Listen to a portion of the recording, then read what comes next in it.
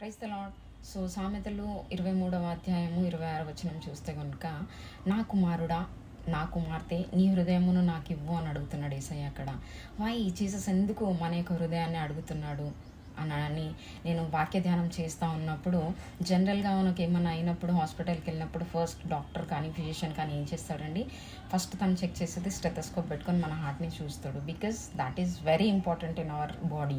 Okay, అలాగే మరి ఆత్మలోకంలో కూడా మరి మన హృదయం అనేటువంటిది చాలా ఇంపార్టెంట్. ఓకే, సో ఆ హృదయాన్ని దేవుడు ఎందుకు అడుగుతున్నాడు అంటే, ఆ హృదయంలో ఏమున్నదంటే, హృదయం అనేటువంటిది అన్నిటికంటే మోసకరమైనదంట.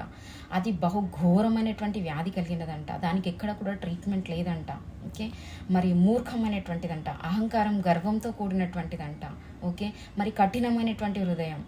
ఇంకేంటంటే మరి బండలాగా తయారైనటువంటి నీ హృదయాన్ని నాకు ఇవ్వు అంటున్నాడు యేసయ్య. ఎందుకంటే ఆయన హృదయాన్ని పరిశోధించు దేవుడు కనుక ఆయన అటువంటి హృదయాలని తీసివేసేసి నూతన హృదయాన్ని, ఆరోగ్యకరమైనటువంటి హృదయాన్ని, మంచి హృదయాన్ని, ఓకే, విశాలకరమైనటువంటి హృదయాన్ని, జ్ఞానంతో కూడినటువంటి హృదయాన్ని, సంతోషకరమైనటువంటి హృదయాన్ని నీకు ఇచ్చి అందులో నుంచి జీవజల నదులు, జీవజల ప్రవాహంలో బయటికి వెళ్ళేలాగా నీ హృదయాన్ని నేను చేస్తాను అని అడుగుతున్నాడు యేసయ్య.